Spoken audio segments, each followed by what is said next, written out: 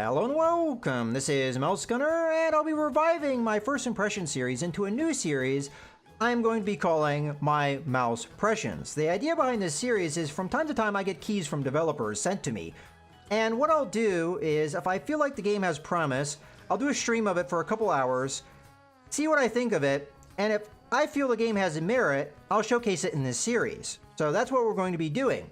Now, full disclosure, again, I did receive a copy of this game for free, but if you like what you see, maybe it's something that you'll want to look into. So with that being said, the first game I'm going to be taking a look at is Yoku's Island Express. Now, as I mentioned, I played this for a couple hours, and if we see my first save slot, I got about 18% in. I did play around with it a little bit after that for maybe 20 minutes.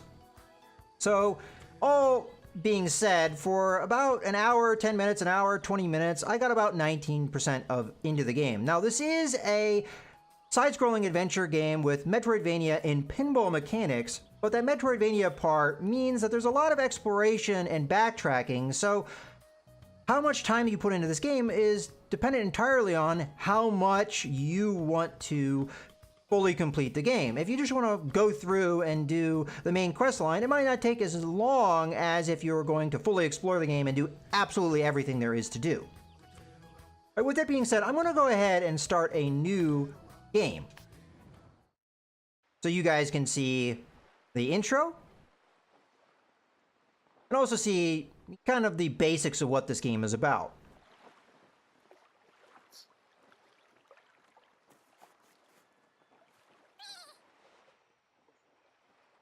Now, the premise of this game is that you are arriving at this island and you're going to replace the old postmaster and become the new one. And we see that we're sailing on this ball here, which I've seen hints that the ball may be more than what it appears, but I'm not going to try and spoil too much of the plot line. I think this is a game of discovery as well as anything else, but we immediately get into a tutorial here, and it tells us how to move around. So we're this beetle, and we push around this ball.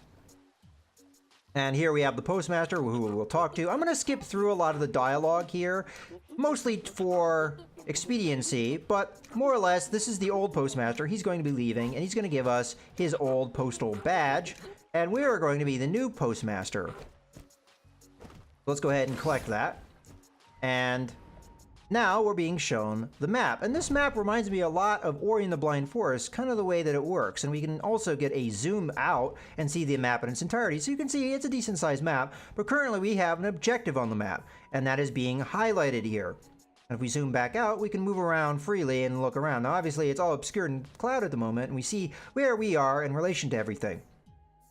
But one thing I will point out, that this being a Metroidvania style game, there's a lot of backtracking in it, and sometimes there's not really clear objectives. And sometimes you'll see things and you go, oh, okay, well this is probably important, but I can't really do anything with it right now. And that's why, because this is a Metroidvania style game, you're meant to come back and do something with this later once you've unlocked some things. Now, right now we're picking up some fruit. This fruit is pretty important for a number of different reasons. We're also getting some more of the tutorial. So right now it's showing us the control scheme, and we're going to see the pinball mechanics here as we progress. Now this is a save point, this is our checkpoint, so every time you pass one of these you get a save, and the game will save automatically. That's the only way you can save. So we'll collect the fruit, and then we'll use this, and following the control scheme here, so one trigger, I'm using a controller, you could use a mouse and keyboard, but I'm using a controller because I feel like the game is suited for it. And then the other one is going to activate the other bumper here, so one bumper, the other bumper. And that's more or less how we're going to move around. And now this one here is both colors, so it doesn't matter which one we pull. Either one will do that. Now here we see there's a bumper that is locked. We need to get a amount of fruit to unlock it. So this fruit that we collect is our currency, but it's also our health, at least as far as I've seen. All right, so hopefully that didn't scare you too bad. So we kind of have our first roadblock to our quest. So this guy is more or less stopping us from crossing here unless we get him a mushroom. So he's showing us where the mushroom is, and we now need to collect that so that we can cross here. And we're also having it being shown to us on the map. All right, so obviously I can't go that way. So I need to unlock this. So I spend my fruit. As I was mentioning, the fruit is kind of your health, but from what I've seen, there isn't really hard consequences of failure in this game. As a matter of fact, at this point in the game, there really isn't any way to fail at all. But later on in the game, there will be ways that you can fail once we get into the pinball parts. And usually what that will cost you is fruit, but it doesn't usually cost you that much fruit. So I would say this game is a game that doesn't really necessarily have hard consequences. So right now, we're into the pinball mechanics for the first time. And we need to, progress here. Now, I will say that the pinball elements of this game are pretty heavy. So it will kind of require you to like pinball if you want to... Oh, actually, I want to do that one more light. There we go. And then we get a bunch of fruit. So it's through these pinball mechanics. You can get a lot of fruit and collect. And if we hit the orange bumpers, that gives us fruit as well, which we did just do. Now, if I don't get this fruit fast enough, it will disappear. You'll notice that it's kind of floating up. It will disappear, so it kind of only stays out there for a certain amount of time. But a lot of these pinball areas will refresh, so you can get through them and do them over again if you want to get more fruit. So the fruit is not really a finite resource. So here, we just need to smash through this by hitting it over and over again. And now we get through and we get some more fruit. Okay. Let's take a look at the map. All right, so we have a couple things here. So we can't do anything with this because this guy's sleeping. We need a way to wake him up.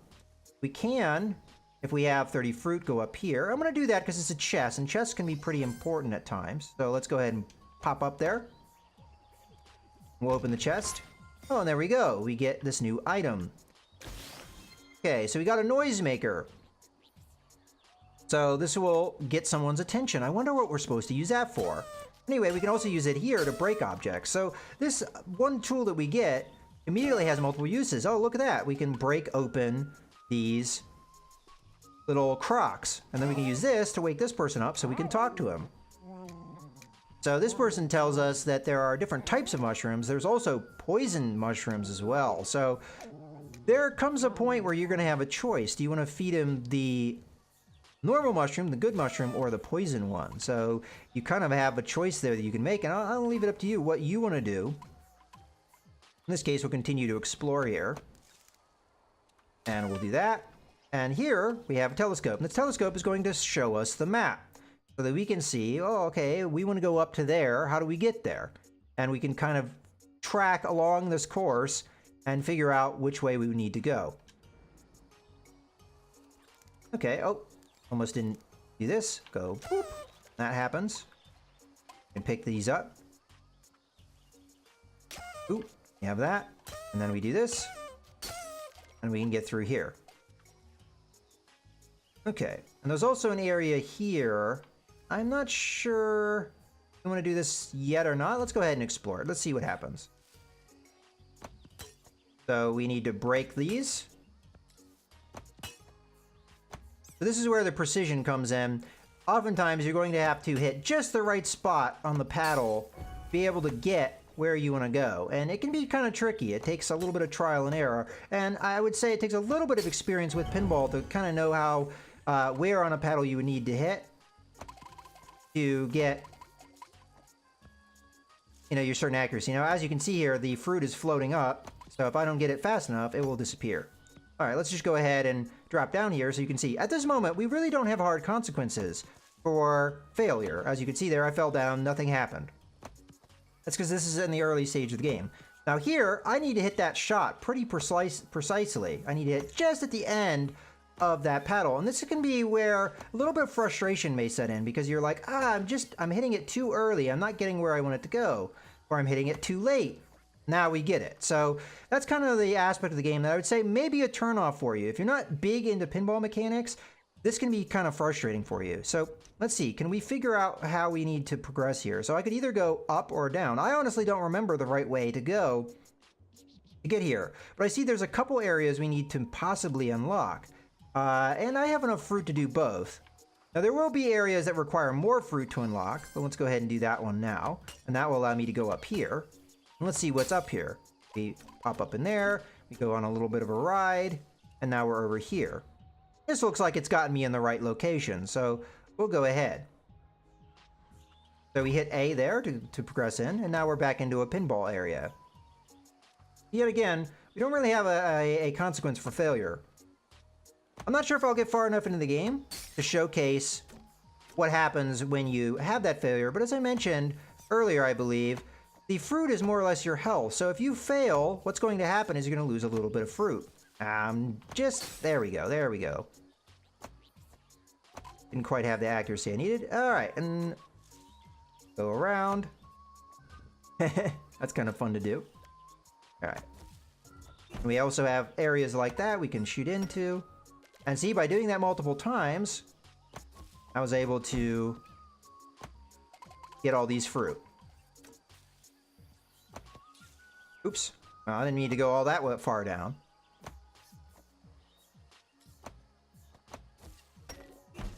Okay, so by hitting that multiple times, good. And then with this, we have to hit at the very end of our paddle to get it. And a lot of the shots will require that. You do hit at the very, very end. So here's the good mushroom. I'm not going to show you where the bad mushroom is because I want you to explore yourself. But there, we've done what we need to do for this quest. But yes, I have discovered the location of the bad mushroom, but again, I'm not going to show it to you because I don't want to spoil too much of the game. So now we're trying to backtrack here because we need to get back down to this guy so that we can get that resolved. I'm not sure where this is going to end up, so let's go ahead and spend our fruit because we have a fair amount. Now, if you go over how much fruit you have in your wallet, you won't collect any more fruit, but you do have the opportunity to get wallet upgrades. Now here, this is important because this gives us an ability to knock this down so that we can get a shortcut back down. But we also have this that we could unlock. Let's go ahead and do that. Oop. Oh, and look at that. We get this. This is a wickerling. Now this will be important later in the game, but it is important to collect those. It's kind of a collectible that you'll have. And those are usually fairly hard to get, or you're going to really have to keep your eyes peeled for them, is another thing about them. Okay, so we just want to go back down, so I'm going to go ahead and do that. And we'll go ahead and give him the mushroom he wants. Okay. And he'll let us through. Now, maybe that's a little bit of a spoil, because it does show you what happens if you feed him the good mushroom. Okay. So again, we need some fruit to unlock this bit so we can progress. And we have another wickerling. Now, this one is a little bit more obvious. There we go. Just need to be in the right spot. So now we have another mechanic here. We have keys. The keys will unlock a door. So we have to collect 3 keys to be able to get through here. So, not sure exactly where that goes. Okay, that just takes you back up there. All right. So there's key number 2. Now, the number of keys you'll need will vary depending on the location. So it's not always 3. And there's 3. So now we've opened that, we can progress. We do see a chest down there, but no way of getting it just yet.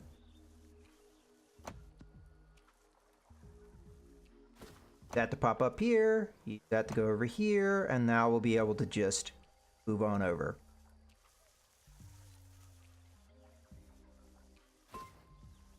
Okay. Now we do have a wickerling up there if we want to collect it, but let's do this one first. Okay, we just get our first wallet upgrade. So now we can collect 150 fruit. And you'll continue to be able to upgrade that as you go. So I'm not sure I want to do that just yet because we may have other things going on. So right now, these guys are going to say, hey, there's a bunch of these things in our way. Can you get them out of our way, please? So that's our new objective. So now we go back down in a pinball area, and this is going to be our first location where we have consequences for failing. And as I mentioned earlier, we have to get a key. Well, there it is. So we just got the key. And we can collect fruit, and now we have a new place we can get a key.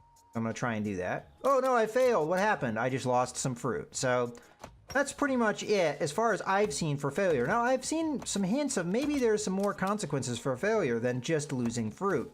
So not really sure 100% what to think of the game. There's some things that I think I have yet to discover, and there seems to be a little bit of depth of lore to this game. Whoa.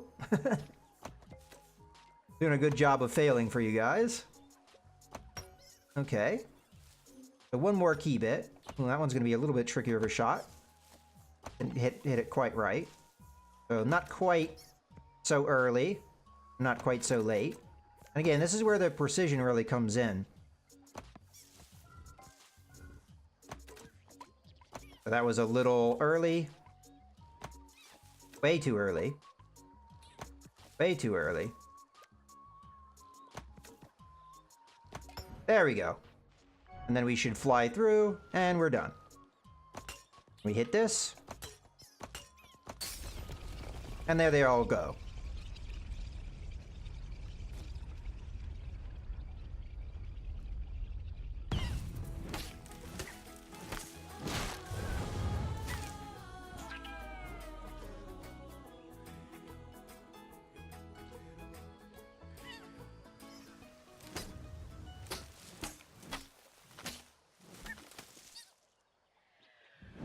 And we're back down where it came from. Alright, let's talk to these guys. I think they may give me a reward. There we go. Oop, get some more fruit. And we now encounter the bee. Okay, so just to summarize what this guy's going to be about. He's important because he gives you an ability, and they're going to showcase it a little bit at first. This is really not that great of a demonstration of what it does, but more or less, the bee works as a get out of jail, or more or less, he is your safety bumper. So, like in pinball, or at least some pinball machines, you'll have a device that will pop up that will block the middle in between your two flippers to kind of help you out. And that's what he does. It's just like a one-time get out of jail card. Once you hit him that one time, he'll leave. So I think we'll showcase that in this next little pinball area.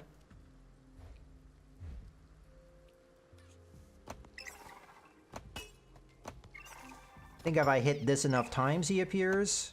I'm not positive exactly how he appears. Maybe it's not. There, okay. There he is.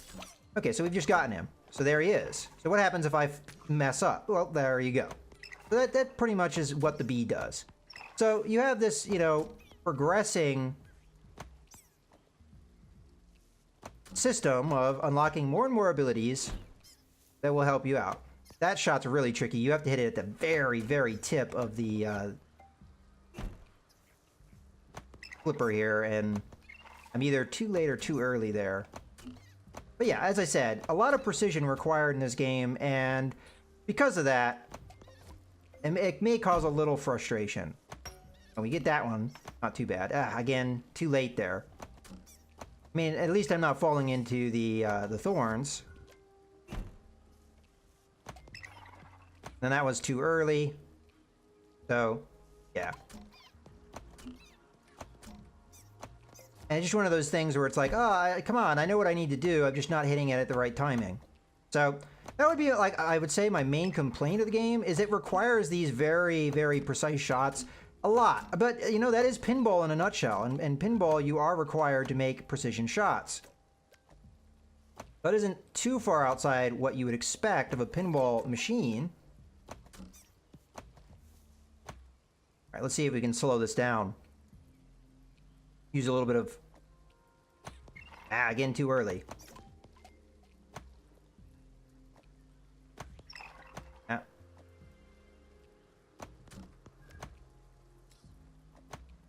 Okay, we had a little bit too much velocity. You know, you can get the bee back, as we see here. Oh, no! Just missed it. There we go. So now that's unlocked, and we didn't quite have the angle to pop up in there, but that's where we need to go. So that same almost exact precise shot, I need to make again to get out of this area. So, again, we're going to be here a little while trying to line up that shot. Okay, a little early on that. A little early. I would say the controls are responsive. It's not that is the issue. It's just requiring that little bit of precision of shot. But again, I would say that's not too unexpected of a pinball style game. All right, well, you know what? I think I'm gonna go ahead and wrap up this little look that we're taking. Now, there is a lot, obviously more mechanics that you unlock as you go. And it will allow you to explore more of the map. And some of these you get a hint at as you go. So, you know what? Let's go ahead a little bit further because I want to show you kind of a little bit of the premise of the game. So we can talk about it because again, that's been hinted at, but we haven't really seen it yet. So, ooh, didn't quite hit that shot correctly. We get another chance at it. All right, there. But the movement here is, you know, it's fairly fluid, and you can get some more fruit there by doing that. Again, the checkpoints are usually in good spots. And I would say, you know, as much as it requires a lot of precision, this game does not require, I mean, it's not that punishing to you, though. So I don't think it's necessarily incredibly frustrating. It just, okay. So just to give you an idea of the premise of this game, and again, I'm not going to go through all the dialogue here, but you've got this thing that almost looks like a Cthulhu beast. Well, this is kind of, from what they call it an old one, so you get that parallel even more so. But I'm guessing it's some kind of forest spirit or what have you. I mean, they say here that the Mokuma, which I'm guessing are these beings, is the lifeblood of our island. And there's more than one of these beings on the island, but I guess this is the main one. But more or less, you see the scar on them, and you even saw that in the opening cinematic. Well, that scar is some kind of blight that they've been affected with. And that's kind of like the overarching story of this. But again, with what time I've played the game, I haven't seen too much development in this area. So there's obviously more to be unlocked here. And I don't want to spoil too much of the story. I just want to give you an idea of the overall concept behind the game. And I'll show some other things while we're in the town of stuff that we can do here. So right now it's giving me an objective. What it was doing there with the conversation, it was more or less, it was telling me, oh, you know, this guy's sick. We need to summon a bunch of people from the island to try and do something about that. So that's my current objective right now. Now, one thing I will point out is you do have these objectives and they do show you on the map where they are, but because this is a Metroidvania, I think this is a complaint you could have with a lot of Metroidvanias. Sometimes your objectives that are not so far out are not so obvious. So yeah, I need to get to these locations. I'll show you that in a little bit. I need to get to these locations, but how do I get there? Well, oftentimes you'll find that there'll be things in your way that you can't progress through because you don't have the right item yet. So how do I get that item? Well, that's where you get a little bit confused sometimes. It's like, okay, so clearly I need something to get to this next area. What is it that I need? And it may take you a little bit of stumbling around to find that. So that's, you know, another complaint, but I think that's one that you can commonly find in these types of games. So here, there is a mechanic, if you talk to this person, and if you collect these items, you'll collect different colors, and you can paint your ball as you collect those items. So just a little bit of customization that you can have in this game. That could add a little bit of flavor to what's going on here. All right, so I think this is going to be the point where I wrap up. So as I mentioned, you have this inventory, or at least I showed for a little while. You have this inventory. This is going to show you what's going on. So we have the summons for the 3 chieftains around the island that we have to get. We have the wickerlings we've been collecting and how many we have. I'll show you where that's important in just a second. And then we have the old badge that we have that just means that we're the new postmaster. And then we have the items that we've unlocked so far. So we start with the map. We have acquired the noisemaker. We've acquired the bee, known as Kickback. And we have our wallet upgrade. And then the wickerlings are important. If we come back here, as I mentioned earlier, there are other things you can unlock here. So if you have 10 wickerlings, we could do something with this. Now, I have not yet collected 10 wickerlings. I think I'm at 9 at the current point in my game.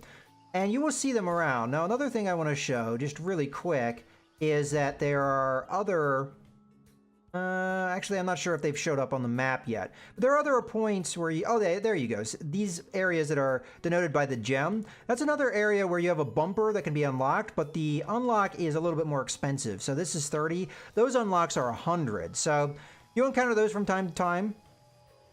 And that's just at a little higher level of needing to collect fruit to progress in the game. So... all right, I think that gives you enough of an idea of a little bit of the basics of the game and what you can see in this. And, you know, it's a little fun. It has a nice art style, pretty decent music. And, you know, I think it's being a little overlooked for how much of how much heart has been put into the game and how much work's been put in the game. It seems that, you know, there's a lot going on here. And I feel like maybe, yeah, it is a niche game because of the pinball mechanics. It may not be for everyone, but I think it would be worth taking a look at, perhaps, if you are into this style of game. So that's why I'm showcasing it here, and I hope you guys have enjoyed this little look at Yoku's Island Express. This is Mouse Gunner, signing out.